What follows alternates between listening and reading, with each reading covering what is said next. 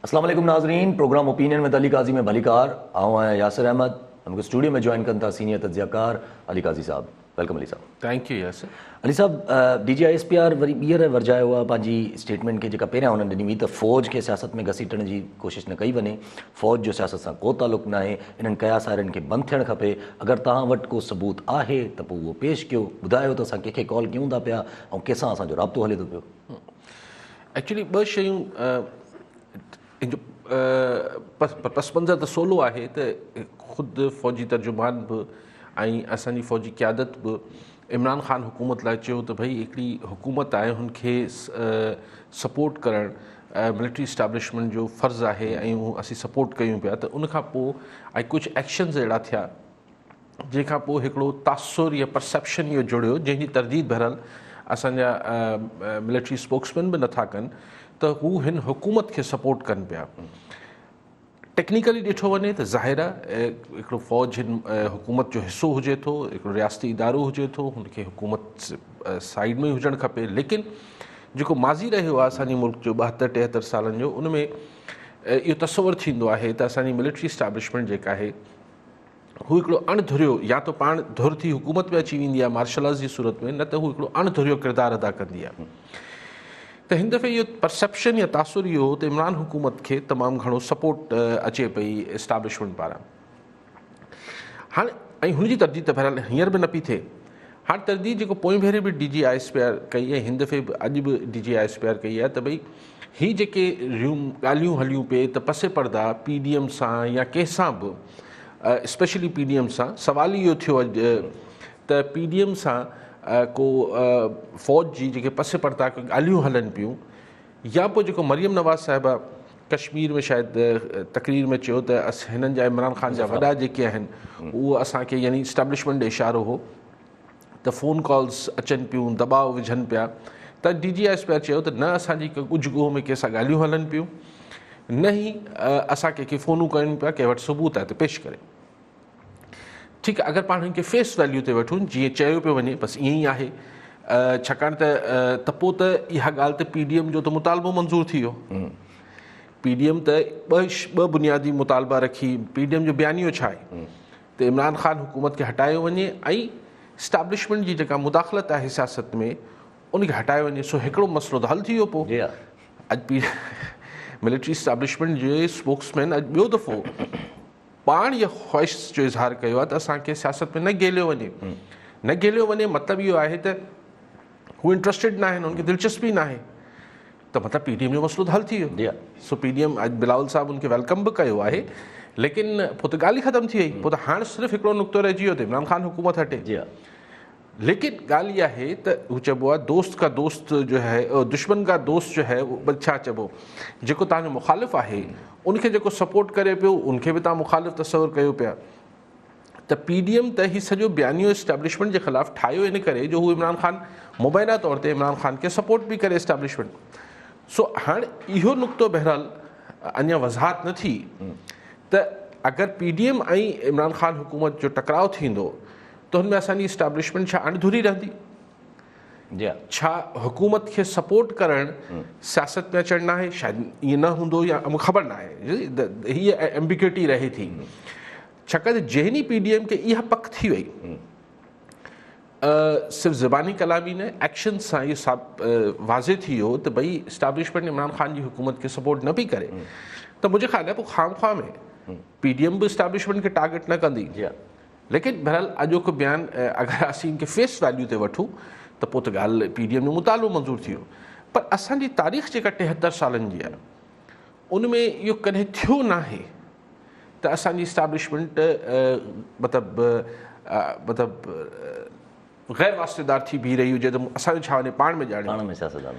ईअं कंहिं न कंहिं सूरत असांजी इस्टेब्लिशमेंट जो कुझु न कुझु रोल रहियो आहे। पर हाणे अगरि असांजा स्पोक्समैन चवनि था मिलिट्री इस्टेब्लिशमेंट जा त फेस वैल्यू ते हुन ॻाल्हि खे मञणु खपे ऐं PDM खे जेको आहे हू ताड़ियूं वॼाइणु खपनि त हुनजो मुतालबो मंज़ूरु थी, हिकिड़ो मुतालबो त मंज़ूरु थी वियो। ठीकु आहे, सभु कॉलर सां गॾु अकबर हुसैन खोसो हैदराबाद मां। जी खोसो साहब, छा चवणु चाहींदा? साईं अस्सलाम वालेकुम। वालेकुम अस्सलाम।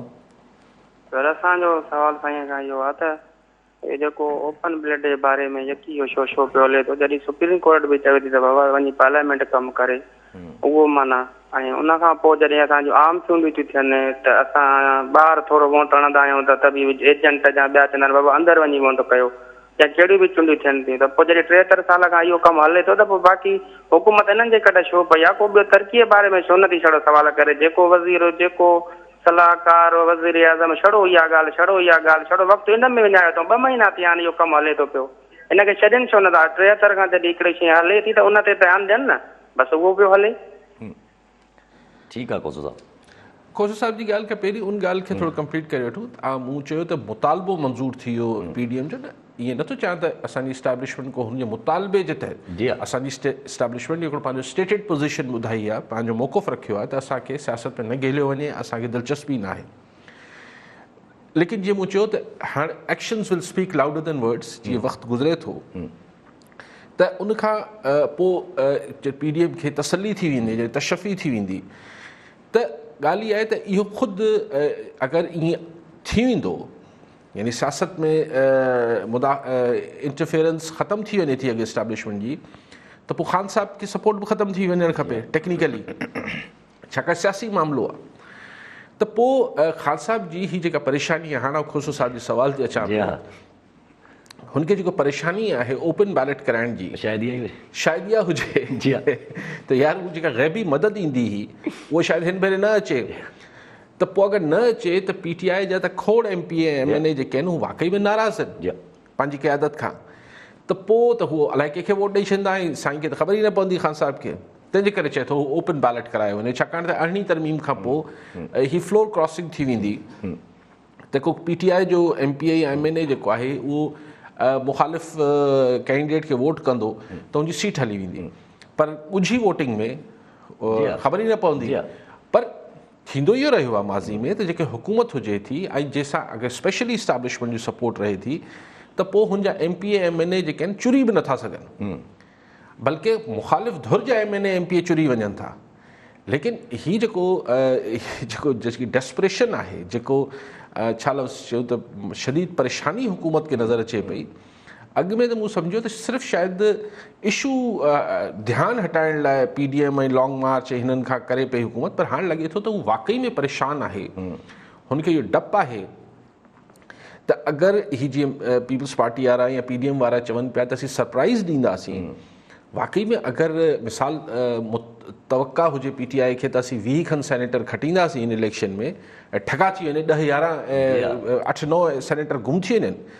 त हुकूमत लाइ वॾी सुबकी थी वेंदी वॾी शर्मिंदगी थी वेंदी ऐं सियासी तरह वॾो धचको लॻंदो त भई ख़ान हुकूमत जा पंहिंजा रैंक एंड फाइल ऐं इतां हू ॻाल्हि शुरू थी वेंदी अगरि सेनेटर्स जेके 20 खनि या 21 खनि PTI खे उमेदु आहे त हुनजा सेनेटर चूंडबा अगरि ओतिरा न चूंडिया मिसाल 20 जी हुननि खे तवक़ा आहे घणो न पर अगरि 20 बदिरां रुगो 15 खटियूं 5 सेनेटरनि जी सीटूं हिननि विञाए छॾियूं त पोइ उहा ॻाल्हि शुरू थी वेंदी त पोइ हाणे अदब एतमाद बि अची सघे थो जी हा ठीकु माना PTI जा MNAs ऐं MPAs चुरियल आहिनि चुरी विया आहिनि पंहिंजी पार्टी सां तंहिंजे करे हाणे नो कॉन्फिडेंस बि अची सघे थी सो ही सेनेट इलेक्शन जेको ही ऑर्डिनेंस आणीनि पिया ही बसि कुझु कयो सुप्रीम कोर्ट खे मिंथूं कनि पिया त ओपन बैलेट थिए त ख़ान साहिब हुकूमत खे सीरियस परेशानी लाहक थी वई आहे ठीकु आहे अली साहब कॉलर सां गॾु मुख़्तियार अली लगारी मीरवा गोरचाणी मां जी लगारी साहब छा चवणु चाहींदा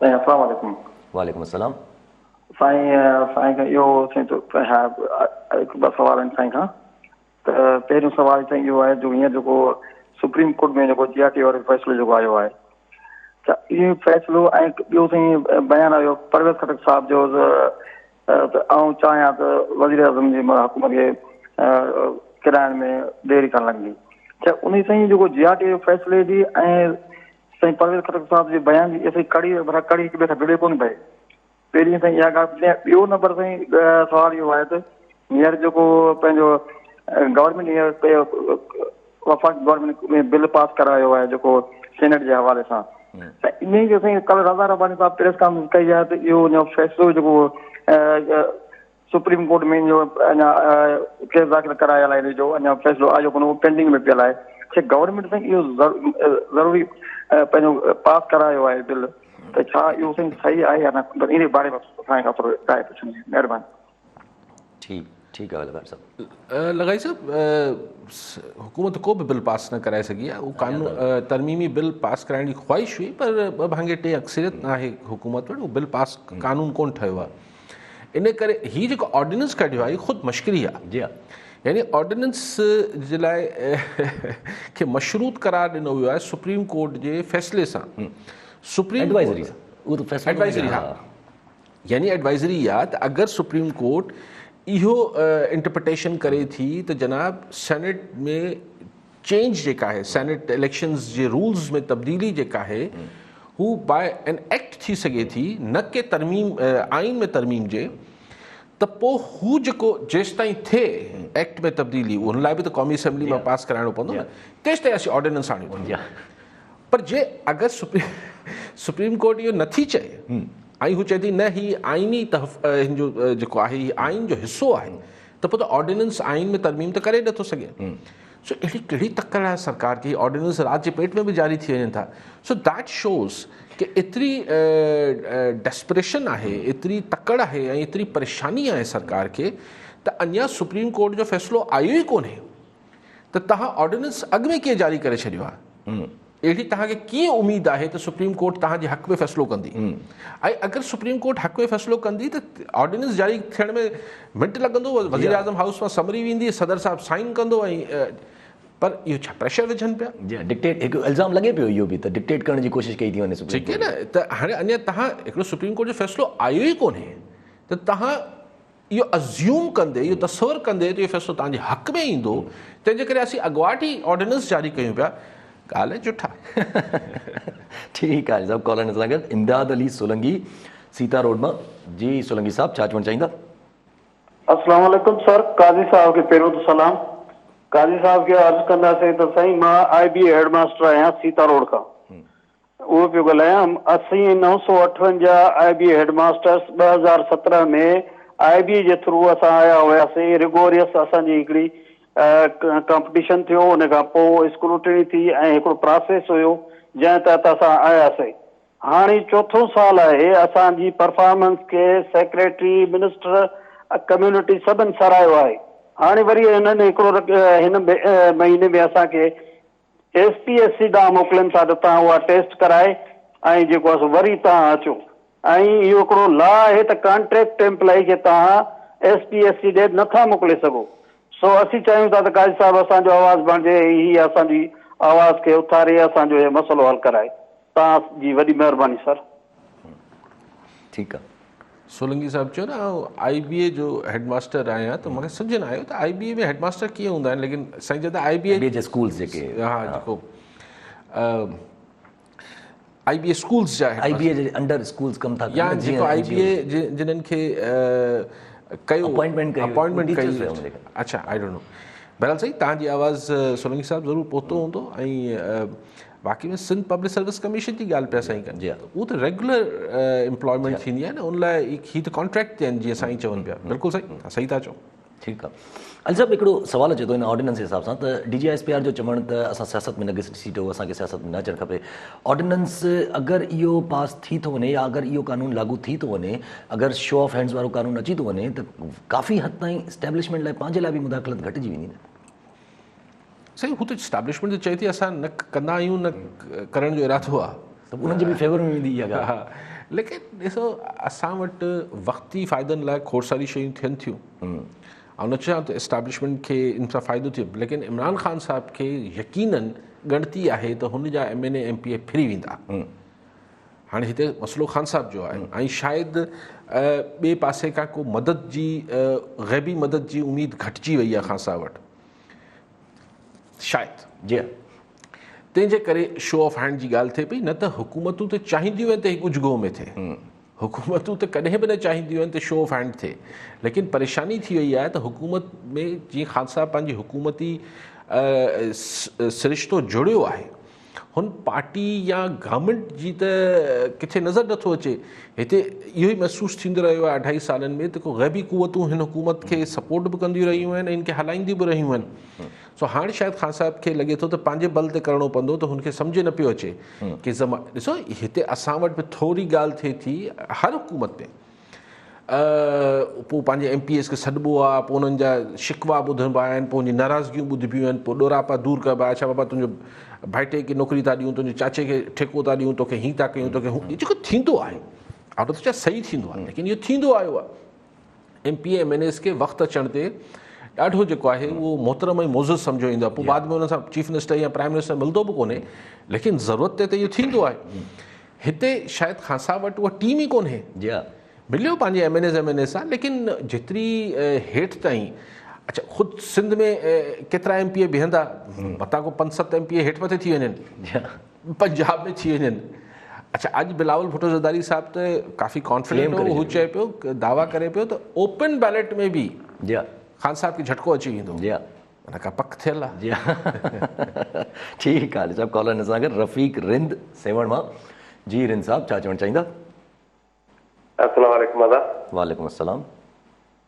मां अली काज़ी साहब सां इहो सुवाल कंदुमि कि PTM वारा गॾु थियनि पिया, चवनि था त असीं लॉन्ग मार्च कंदासीं, ऐं लॉन्ग मार्च करण सां छा इमरान ख़ान जी गवर्नमेंट वेंदी हली, या इमरान ख़ान इस्तीफ़ा ॾींदो, या ही पंहिंजी अक्सरियत ॾसण ख़ातिर कंदा, छा फ़ाइदो वठणु हासिल कनि था?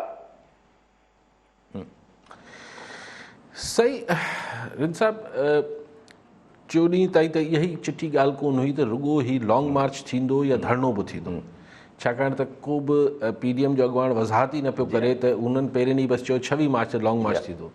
त मूं जहिड़े माण्हुनि त इहो ई सोचियो पियो त भई रुॻो लॉन्ग मार्च हितां इस्लामाबाद में दाख़िल थी हुतां निकिरी वेंदा त को फ़र्क़ु ई कोन पवंदो, हिकिड़े ॾींहं जी एक्टिविटी हूंदी। पर कल्ह मौलाना फज़ल रहमान साहिबु कराची में ॻाल्हायो, जेको अॼु पंहिंजी अख़बार में मूं ख़बर पढ़ी, त मौलाना फज़ल रहमान चिटो कयो त न धरनो लॻंदो इस्लामाबाद में, ऐं उन धरणे लाइ पीपल्स पार्टी, नवाज़ लीग सभु राज़ी आहिनि। उहो केतिरा ॾींहं धरनो लॻंदो इहो नथा ॿुधाए सघो, बिल्कुलु ठीकु ॻाल्हि आहे, उहो नथो ॿुधाए सघिजे। पर अॼु वरी बिलावल भुट्टो ज़रदारी साहिबु प्रेस कॉन्फ्रेंस हीअ थोरी देरि कई पई, ऐं मुंहिंजा जेके तमामु मूंखां समझदार सहाफ़ी आहिनि के सवाल ई नथा कनि त भई बिलावल साहिब खां बि चवराए वठंदा त धरनो लॻंदो या रुॻो लॉन्ग मार्च थींदो। सो अगरि त रुॻो लॉन्ग मार्च थींदो त ही मिड़ी हिकिड़ो सियासी जलसे वांगुरु थी वञे, कल्ह हैदराबाद में जलसो थिए पियो, जलसो थींदो, ॻाल्हि ख़तमु थी वेंदी, तकरीरूं करे हलिया वेंदा। लॉन्ग मार्च बि अगरि आख़िर में जलसो करे घर हलियो वञिणो आहे त उनसां को बि फ़र्क़ु न पवंदो, मतिलबु को फ़र्क़ु न, घणो फ़र्क़ु न पवंदो। धरनो मौलाना फज़ल रहमान साहिबु चवनि था, हाणे PDM जा सरबराह आहिनि, पर अक्सर ईअं थींदो आहे सरबराह हिकिड़ी ॻाल्हि कंदा आहिनि, वरी ॿिए ख़बर पए थी पीपल्स पार्टी इतफ़ाक़ नथी करे नवाज़ लीग इख़्तिलाफ़ नथी इतफ़ाक़ नथी करे। पर मौलाना फज़ल रहमान साहिब जो चवणु आहे त धरनो लॻंदो। जी हा, ऐं वरी कंहिं सहाफ़ी इहो न पुछियो, सो पुछनि ई कोन था, अलाए छो, छा मूंखां त सभु समझदार सहाफ़ी आहिनि असांजा बुज़ुर्ग, इहो वरी नथा पुछनि त भाई धरनो किथे लॻंदो। जी हा, पहिरियों सवाल इहो त धरनो लॻंदो या न लॻंदो, पोइ ॿियो सवाल हो त धरनो जीअं मौलाना फज़ल रहमान साहिबु इस्लामाबाद खां ॿाहिरि अलाए कहिड़ो ग्राउंड हो, कश्मीर रोड ते, कश्मीर रोड ते किथे वञी धरनो हणी छॾी, अहिड़ो धरनो 8 ॾींहं लॻाए वेठा हुजो, 15 तमामु नुक़सान थी वियो, हुन सां माण्हू रुॻो परेशान थींदा। धरनो छा डी चौक ते लॻंदो, यानी रेड ज़ोन में दाख़िल थींदा न थींदा PDM वारा, इहो क्वेश्चन आहे। जी हा, इहो केरु पुछे ई कोन थो। बिलावल साहिब खां इहो न पुछूं त धरनो लॻंदो न लॻंदो, पर मौलाना फज़ल रहमान कल्ह शायदि कंहिं पुछी वरितो, हुन चयो हा धरनो लॻंदो। पर धरनो अगरि जीअं मौलाना साहिबु अॻु में हयो 5 ॾींहं 3 ॾींहं ॿाहिरि इस्लामाबाद खां ॿाहिरि कश्मीर रोड ते, उहो 15 ॾींहं लॻाए वेठा हुजो, उहो फ़र्क़ु ई नथो पए सरकार ते। हाणे इहो केरु पुछे, अलाए छो नथो यार, अलाए छो लवाइनि था सहाफ़ी असांजा दोस्त त बाबा धरनो हणंदो, ऐं हणंदो त किथे हणंदो, रेड ज़ोन में वेंदो या न वेंदो। सो रिंद साहिबु अगरि रेड ज़ोन में धरनो लॻो त पोइ घणो कुझु थी सघे थो, थोरो कुझु थी सघे, बाक़ी न त ख़ैर आहे। ठीकु आहे, ठीकु आहे साहिबु। कॉलर सां गॾु अली अकबर नोड़ी छाछड़ो मां। जी नोड़ी साहिबु, छा चवणु चाहींदा? अस्सलाम वालेकुम। वालेकुम अस्सलाम। मुंहिंजो अली काज़ी साहिब खां इहो ई सुवाल आहे त PDM वारनि पहिरें ऐलान कयो त 26 मार्च ते असां महांगाई मार्च जो ऐलान कंदासीं, पोइ कुझु ॾींहं रखी उन्हनि जेको ऐलान कयो आहे धरनो हणंदासीं इस्लामाबाद में। जेकॾहिं घणा माण्हू गॾु करे उहो धरनो था हणनि त उनजो गवर्नमेंट ते केतिरो असरु पवंदो, उनजा गवर्नमेंट ते वेंदी या रहंदी या छा थींदो, उन इहो ई सुवाल आहे मुंहिंजो। ठीकु आहे नोड़ी साहिबु। अली साहिबु, बिलावल साहिब जो त इहो चवणु त असां इस्लामाबाद पहुचंदा जेसि ताईं असांजो पूरो मार्च पहुचंदो उन खां पहिरियां ई तव्हांखे ताक़त जो अंदाज़ो थी वेंदो। त ताक़त जो अंदाज़ो त बिलावल साहिब अॻु में चयो त असीं रुॻो नो कॉन्फिडेंस ते चाहे गॾिजाणी करे चाहे पीअंदासीं त हुकूमत जा पघार निकिरी पवंदा। हाणे साईं चवनि था त असीं जॾहिं सही चाइनीज़ मार्च त न पियो थियणु वञे न, जेको चाइना जो जेको लॉन्ग मार्च तस्वर थिए थो, त त मतिलबु को लखे माण्हू छा सॼे मुल्क मां निकिरी पवंदा छा? निकिरी पवंदा, ख़ुदा ख़बर। हा, ईअं थिए जो मतिलबु हितां को सिंध मां को 1.5 माण्हू वञनि पिया, KP मां को 1.5 माण्हू अचे वियो, पंजाब मां 2-2.5 लख माण्हू अचनि पिया। हा, ओ यस, पर इहे जी हा, इहे थींदो कोन्हे न, थी वञे त ख़ुदा ख़बर, पोइ यस। अदरवाइज़ ही ॾिसो विच रस्ते में लॉन्ग मार्च खे जॾहिं एतज़ाज़ अहसन ऐं मियां नवाज़ शरीफ़ साहिबु आया पे वकीलनि जजनि जी बहाली लाइ, उन महिल जनरल कियानी साहिबु रिटायर्ड जेके हुआ उन्हनि ज़रदारी साहिब खां हीउ मञरायो हो त लॉन्ग मार्च अधु में रोकियो, इन करे सरगोदा अलाए गुजरांवाला अलाए किथे उहो लॉन्ग मार्च विच में रोकियो वियो। उहो माण्हू एतिरा उन महिल बि वधीक कोन हुआ, पर उहो जनरल कियानी साहिब जो हो त चौधरी इफ्तिखार वारी जुडिशरी बहाल थिए। हिते ॻाल्हि इहा आहे त एतिरे वॾे अंग में जी साईं चवनि था बिलावल साहब, अगरि वाकई में चाइना और लॉन्ग मार्च थी वियो त ॿी ॻाल्हि आहे। बाक़ी लॉन्ग मार्च में अगरि इहे 1.25 लख उहो वॾा माण्हू हुजनि था, उहो अचनि था ऐं हथणी निकिरी वञनि था त ताक़त भरे ॾेखारींदा रहो, हुन सां फ़र्क़ु कुझु कोन पवंदो। अगरि अची ॿाहिरि कश्मीर रोड ते वेही रहंदा तॾहिं बि जी हा, एतिरो मसइलो न थींदो। हा, अगरि हू डी चौक में घिड़ी विया, रेड ज़ोन में घिड़ी विया, त पोइ हिकिड़े पासे किसो थी वेंदो, काॾे न काॾे हिकु पासे थींदो। ठीकु आहे, सभु कॉलर सां गॾु जान मोहम्मद समेजो घोटकी मां। जी समेजो साहब, छा चवणु चाहींदा? वालेकुम अस्सलाम।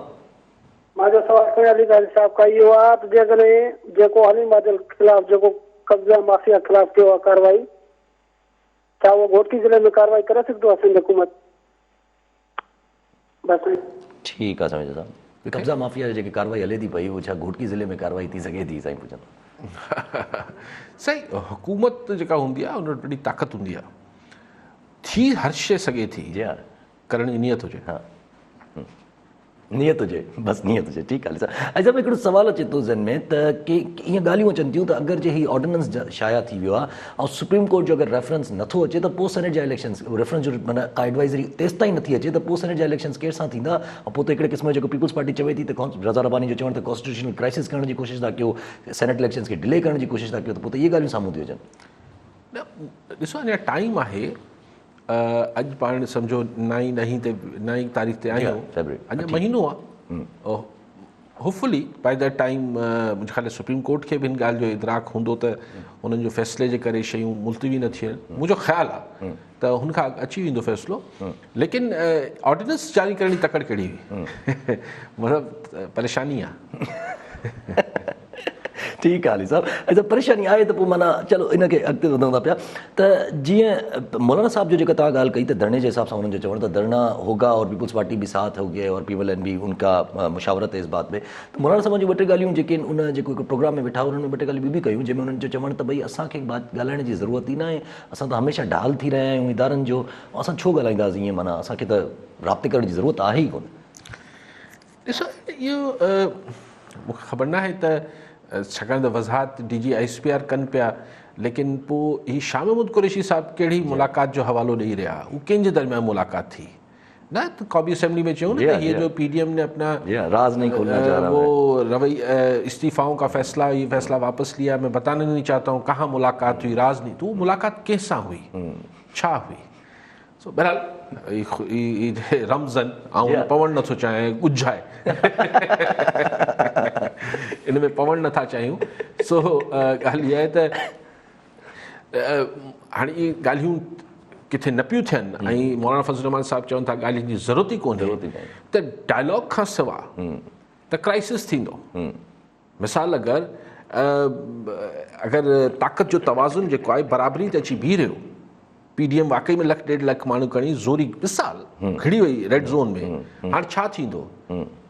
हुजे न सहरा में ॿिनि माण्हुनि हिक ॿिए जा वार झले वरिता, हाणे के टियों माण्हू हुजे सहरा में त उहो हुनजा छॾाए न। त हिते अगरि इस्लामाबाद में ही झुंडापट शुरू थी वई, ॿिन्ही जा झुंडनि में हथु पइजी विया, त केरु छॾाईंदो? पोइ बसि पोइ या त मजबूरन इस्तीफ़ा ॾियणो पवंदो या त जहिड़ो ई थियणो पवंदो। ठीकु आहे अली साहब, कॉलर सां गॾु दाद मोहम्मद गडानी घोटकी मां।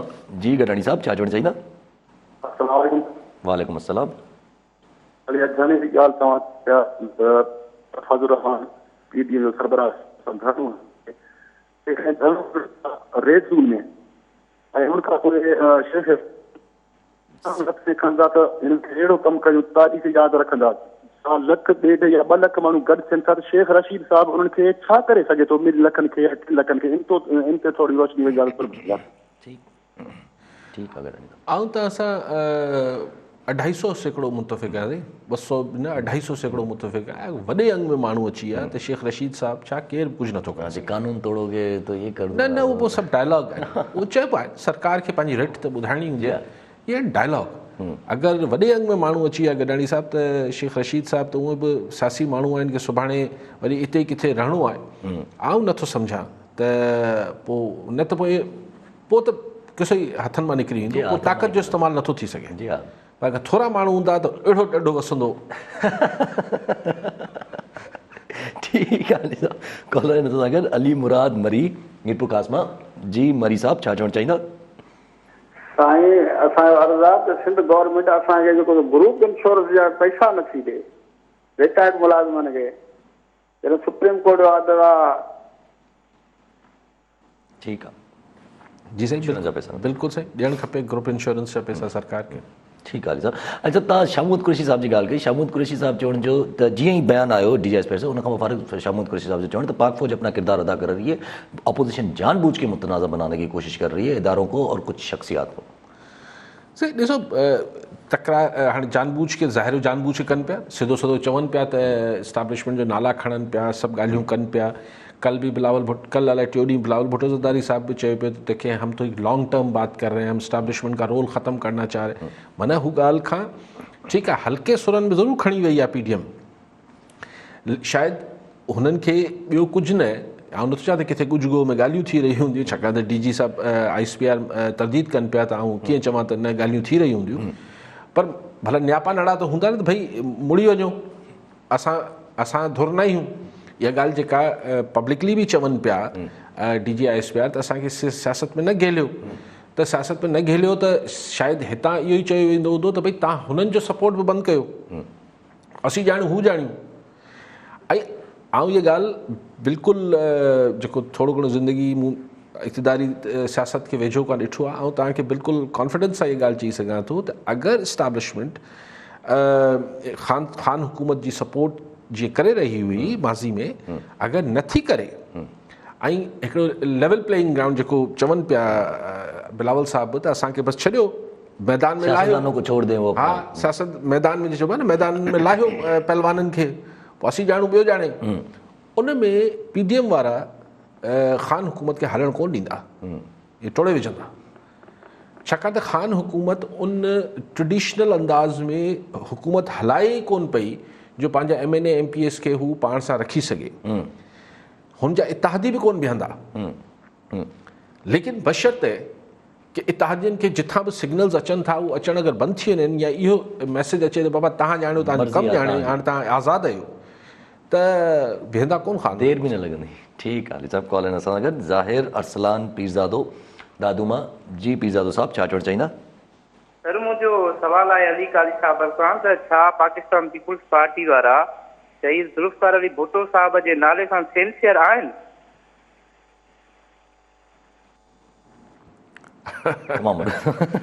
मूंखां छा था पुछो साईं, हुननि जी पार्टी सियासत आहे, भुट्टो ज़िंदा आहे, भुट्टो ते हले थी। पीपल्स पार्टी लाइ चवनि पिया न? जी हा, पीपल्स पार्टी लाइ। पीज़ादा साहिबु इहो कहिड़ो सुवालु थियो, सम्झ न आयो।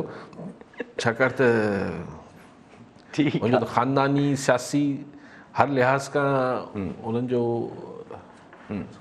ठीकु आहे अली साहिबु। अली साहिबु, मौलाना फज़ल रहमान जी वरी नैब ते हिकिड़ो अटैक थियो। मौलाना फज़ल रहमान जो जेका लैंग्वेज आहे उहा काफ़ी मतिलबु जाराना आहे नैब जे हिसाब सां। हुननि जो अॼु चवणु त नैब, हुन कल्ह जेको प्रोग्राम में त सवाल कयो वियो नैब जे हिसाब सां त नैब तव्हांजे ख़िलाफ़ु अगरि तहक़ीक़ात करे थी त हुननि जो चवणु त नैब समेत नैब का बाप भी जेको आहे उहो मुंहिंजे ख़िलाफ़ु जो है तहक़ीक़ात नहीं कर सकता।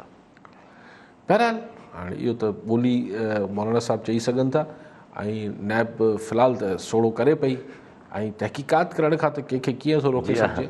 जी हा, लेकिन इहा त इहा ॻाल्हि हिकिड़ो दफ़ो ज़रदारी साहिब बि चई हुई नैब लाइ। जी हा, सो बहरहाल पोइ इदारा हुजनि था, इदारा हुजनि था। ॾिसणो इहो आहे त ॾिसो न, ही सभु इदारा जेके आहिनि, हिननि जो जेको न्यूक्लियस आहे, पावर ही किथां पिया ड्रॉ कनि? पावर ड्रॉ कनि पिया गवर्नमेंट मां। अगरि गवर्नमेंट मज़बूत हूंदी त ही इदारा बि मज़बूत रहंदा। ही नैप टाइप, ॿिया इदारा नथो चवां, एस्टैब्लिशमेंट वग़ैरह जी त पंहिंजो आहे पावर, हू ख़ुदि आहिनि, लेकिन ही जेके सिविलियन इदारा आहिनि ही त पावर ड्रॉ कनि पिया हुकूमत मां। हाणे ॾिसणो इहो आहे त ख़ान हुकूमत केतिरी मज़बूत आहे, छाकाणि त ख़ान हुकूमत बि घणे भाङे सहारे ते बीठल हुई, ठीकु आहे न, ग़ैबी मदद ते बीठल हुई। हाणे उन में छा हिकिड़ी खिचड़ी पचे पई, ऐं उहो टीवी ते ॻाल्हाए नथो सघां, मतिलबु ॻाल्हि इहा आहे त किथे छा डिफरेंसिस आहिनि, कीअं आहिनि मामलात, त बेसिकली ख़ान हुकूमत अगरि सहारा जेके आहिनि उहे लुॾी विया, हटी विया, मतिलबु त ख़ान हुकूमत अगरि कमज़ोर थिए थी त ज़ाहिर आहे पोइ नैब एंड सो ऑन पोइ हीअ सॼी पॉलिसी जेका आहे, ऐं जेका हिकिड़ी पूरी हिकिड़ी थ्योरी हुई त न सही पोइ हीअं थींदो, पोइ 5 साल खां पोइ हीअं थींदो, पोइ फलाणो अची वेंदो, पोइ ढमकाणो अची वेंदो, पोइ हीअं थींदो, पोइ हीअं थींदो, उहा सॼी पॉलिसी जेका आहे उहो शायदि पोइ हाणे उहो स्क्रिप्ट जेको लिखियलु हो, जंहिंमें 5 साल ख़ान साहिब खे बि करिणो हो, पोइ ॿियनि हंधनि ते बि छा थियणो हो, पोइ कंहिंखे अचिणो हो, पोइ कंहिंखे अचिणो, उहा सॼी थ्योरी जेका स्क्रिप्ट आहे उहो लॻे थो त किथे हुन में रबड़ सां कुझु हेठि मथे सीन एडिटिंग थिए पई। ठीकु आहे अली साहब, बिलावल साहब जो चवणु त सुप्रीम कोर्ट जेको रेफरेंस आहे जेको वियल आहे ऑर्डिनेंस ऐं इहा ऑर्डिनेंस ऐं रेफरेंस जेको सुप्रीम कोर्ट में सेनेट जे इलेक्शन सां वियल आहे, त बिलावल साहब जो चवणु त सेनेट इलेक्शन्स अगरि जे सुप्रीम कोर्ट जे रेफरेंस जे तहत कराइणा आहिनि, ऑर्डिनेंस जे तहत कराइणा आहिनि, त पोइ नेशनल असेंबली खे बंदि कयो। मूंखे हिते बसि हिकिड़ो नंढिड़ो सुवालु तव्हांजो ॻाल्हि त जीअं तव्हां चवंदा आहियो ढाका फॉर्मूला, त हीउ हिकिड़ो नंढिड़ो हुनजो फॉर्मेट साम्हूं अचे थो पियो? न, आउं नथो सम्झां, ही अननेसेसरली इन द सेंस के मतिलबु हिकिड़ी जेका पार्लिमानी सियासत हुजे थी उन में हिकिड़ी गैर पार्लिमानी सियासत थिए पई, त तव्हां जेके फ़ैसिला पार्लियामेंट में थियणु खपनि उहो तव्हां अननेसेसरली जुडिशरी में खणी वञो पिया। हीअ अदलिया जो कमु न, लेकिन हाणे ज़ाहिर अदलिया वटि वञनि था त सही, असांखे तव्हां एडवाइस कयो छा कयूं, त अदलिया त जवाबु कोन ॾींदी, या ॾे उहो त अदलिया जो इस्तेकाक आहे, चए त न भई असांजो कमु कोन्हे। सो ऐं छाकाणि खणी विया आहिनि त असांखे सम्झायो त हीअ छा आहे। हाणे इहो त ज़ाहिर सुप्रीम कोर्ट पोइ सम्झाइणी त ॾींदी न, अदरवाइज़ त सिधी सिधी ॻाल्हि आहे, हुनखे पार्लियामेंट में डिस्कस थियणु खपे। ऐं पर परेशानी एतिरी सवाई आहे हुकूमत खे त हुनजा MPA शायदि उनखे हुनजो जेको पंहिंजो घरु आहे उहो हाउस एंड ऑर्डर न आहे, हुनजो घरु मतिलबु कुझु MPA लॻे थो त ख़ान साहिब खे पकी ॼाण बि आहे ऐं अंदाज़ो बि आहे त हुनजा MNA MPA फिरी वेंदा। ॻाल्हि एतिरे ते बि ख़ैरु आहे त भई हलो 20 सेनेटर ख़ान साहिब सोचे वेठो हुजे त 20 सेनेटर मुंहिंजा ईंदा, हलो 18 अची विया, हलो 17 अची विया, हलो 16 अची विया, 3-4 सेनेटर हलो घटि बि अची विया, लेकिन हुन सां हिकिड़ो त जेको सियासी एम्बेरसमेंट थींदी त यार गवर्नमेंट पंहिंजा ई MPA MNAs खे मेंबरनि खे संभाले न सकी। अलिफ ॿिए ॻाल्हि इहा थींदी त अगरि हुते वोट फिरी सघे थो पोइ त अगरि नो कॉन्फिडेंस क़ौमी असेंबली में अची वियो या पंजाब असेंबली में अची वियो त पोइ इहे MPA अगरि हुते फिरी सघनि था सीक्रेट बैलेट में, त शायदि ओपन बैलेट में बि हिमत करे फिरी वञनि। ठीकु आहे अली साहब, इन में हिकिड़ो नंढिड़ो हिकिड़ो सवाल कजे तव्हां खां, त शिबली फराज जो चवणु त सियासतदाननि खे शफ़ाफ़ियत के साथ रहणु खपे। ठीकु आहे, हिकिड़ो शफ़ाफ़ अमल आहे, अपोज़िशन इन खे अपोज़ करे थी पई, DGSPR साहिबु चवनि था त असांजो को फ़ौज खे तालुक़ु न आहे सियासत में, तव्हां न घसीटी हो, होॾां गवर्नमेंट जो फोकस आहे त कहिड़े बि नमूने सेनेट जेको आहे उहो ओपन वोट सां थिए, त पोइ त माना ॻाल्हि सम्झो त ईअं क्लियर ज़ाहिर थी थिए त किथे न किथे मसइलो आहे, ऐं मतिलबु अपोज़िशन खे किथे न किथे कुझु आसरो आहे त उहो सेनेट इलेक्शन में कुझु करे। गवर्नमेंट खे अपोज़िशन खे त पंहिंजे बल ते आसरो हूंदो न, अगरि पाण चऊं त को किथां को सिग्नल न पिया अचनि। अपोज़िशन त इहो आहे त यार मतिलबु इहो थी वेंदो कमु, किथे चमक हूंदी, किथे धमक हूंदी, कुझु न कुझु थी वेंदो। गवर्नमेंट खे परेशानी इहा आहे त जिन्हनि ग़ैबी ताक़तनि या ग़ैबी मदद सां हू हली रहिया, जेके हुननि खे सभिनी खे इत्तेहादियनि खे संदन पंहिंजे MPA MNAs खे ठाहे ठोके रखंदा हुआ, अगरि उहा मदद या सपोर्ट न पई मिले त पोइ ही जेको आहे सो इशारो अपोज़िशन खे ज़रूरी न आहे त हुजे, इशारो शायदि हुकूमत खे आहे त पंहिंजो घर पाण हलाए वठो, हाणे केसि ताईं तव्हांखे संभाले हलायूं, हाणे वॾा थी आहियो। पोइ इहो त पोइ as a PTI political party जो फ्यूचर खे बि वॾो ॾिसो मसइलो पैदा थिए। बतौर पॉलिटिकल पार्टी PTI जो फ्यूचर वरी हिकिड़ी अलॻि बहस आहे, त यानी पाण जॾहिं पॉलिटिकल पार्टीज़ ॾिसंदा आहियूं त पोइ हुननि जो हिकिड़ो हू हुकूमत में हुजनि या न हुजनि, हुननि जो हिकिड़ो रहंदो आहे। मिसाल नवाज़ लीग हिकिड़े ज़माने में माण्हुनि सम्झो पिया त ख़तमु थी वई, जॾहिं मुशर्रफ साहब आयो ऐं हीउ जलावतन थी या हीउ थियो हू थियो, सॼा जेके हुननि जा स्टालवर्ड्स हुआ, वॾा वॾा कदावर माण्हू क्यू लीग में हलिया विया, चौधरीनि सां वञी मिलिया, पोयां ही राणा सनाउल्ला हिन टाइप जा माण्हू वञी बचिया, पोइ छा थियो? नवाज़ लीग त अॼु बि पंजाब जी सभिनी खां वॾी पार्टी आहे। पीपल्स पार्टी हिकिड़े ज़माने में मोहतरमा शहीद वञी 16 MNA या 17 MNAs ते वञी बीठी, माण्हू चयो वई पीपल्स पार्टी, मोहतरमा जलावतन बि थी वई, पोइ छा पीपल्स पार्टी ख़तमु थी वई छा? सो पॉलिटिकल पार्टीज़ जो फ्यूचर जेको आहे उहो हुननि जी जेका तंज़ीम हुजे थी उहो हुनखे पोइ जहिड़ो रखंदी आहे। 11 साल ज़ियाउल जा जबर ऐं ॾाढ ऐं तकलीफ़ूं, हुनमें कई माण्हू पीपल्स पार्टी खे छॾे विया, संदन लीडर जेको आहे हुनखे मारे छॾियऊं, त कंहिं जहिड़ो रखियो हुनखे?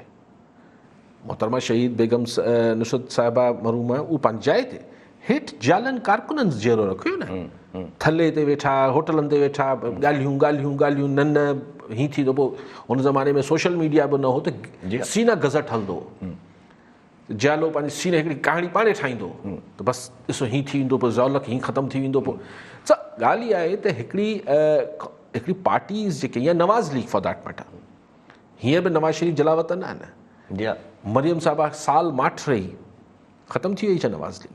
सो जेको हेठि काडर हुजे थो उहो PTI जो उहे जुड़ी न सघियो आहे। हीअ हिकिड़ा जज़्बाती क़िस्म जा माण्हू सोशल मीडिया ते हिते हुते हूंदा, लेकिन उते वरी अंग में न। मिसाल आउं तव्हांखां पुछां, सिंध में अगरि अॼु गवर्नमेंट ख़तमु थी वञे मथां फेडरल गवर्नमेंट, ऐं मिसाल को हिकिड़ी आमरियत अची वञे मुल्क में, सिंध में PTI में आहे केरु? कंहिंसां मिसाल तव्हां टॉक शो करणु चाहिए, तव्हां MP घुराए वठो था न, पोइ MP न रहनि सुभाणे, त छा कंदव?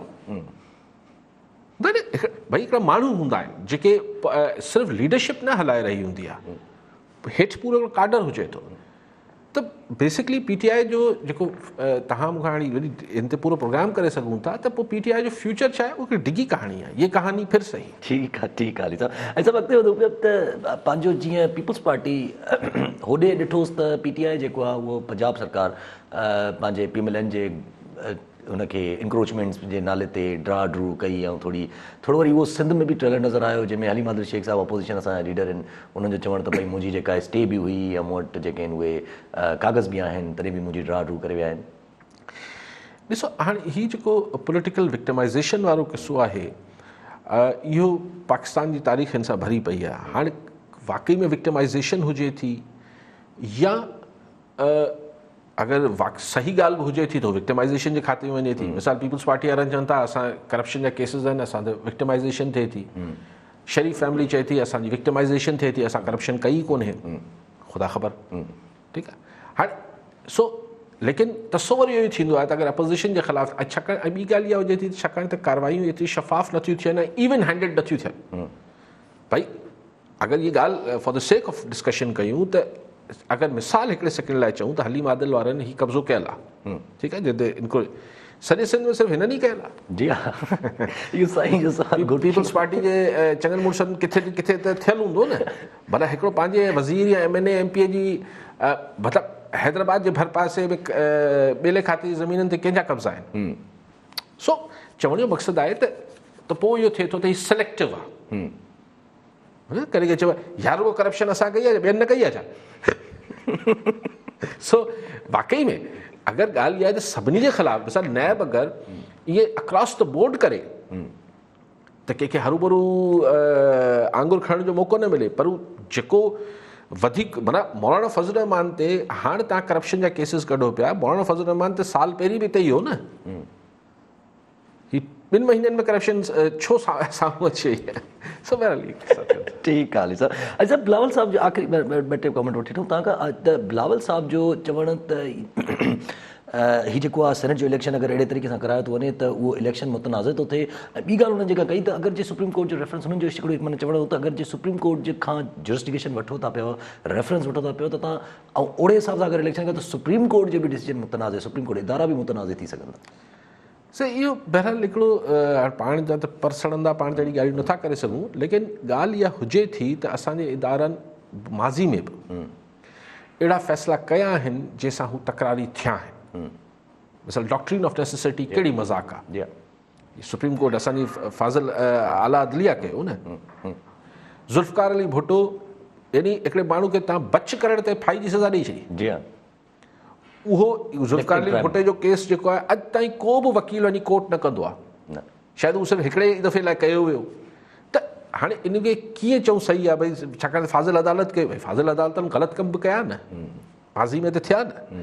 मतिलबु हाणे त माण्हू चौधरी इफ़्तिख़ार ऐं हिननि जे फ़ैसिलनि ते बि ॻाल्हाइनि था। जी हाँ, त असां वटि त एतिरी उहा लिबर्टी न आहे, न त फ़ैसिला अचण खां पोइ उन्हनि जज साहिबान जी मौजूदगी में बि, लेकिन हाणे इज़हार जी आज़ादी ऐं तौहीन अदालत जे विच में हिकिड़ी ॾाढी बारीक लाइन आहे, जी हाँ, तंहिंजे करे माण्हू लवाइनि था। जी हाँ। दुनिया में थींदा आहिनि बहस। त हाणे सो ॻाल्हि इहा आहे त इदारनि खे बि ज़रूरु सोचणु खपे ऐं सियासतदाननि खे बि ज़रूरु सोचणु खपे त इदारनि खे जॾहिं तव्हां ईअं घेलियो था हिन कॉन्ट्रोवर्शियल इशूज़ में, त हुननि सां तव्हां वक़्ती फ़ाइदो या नुक़सानु त थिए थो, लेकिन इदारनि खे हिकिड़ो तमामु डिघे मुदे में नुक़सानु थिए थो। ठीकु आहे अली साहब, वरी महिरबानी अली साहब। नाज़रीन, अॼु जे प्रोग्राम जो वक़्तु पूरो थियो, वरी मिलंदासीं ईंदड़ प्रोग्राम में। दुआनि में।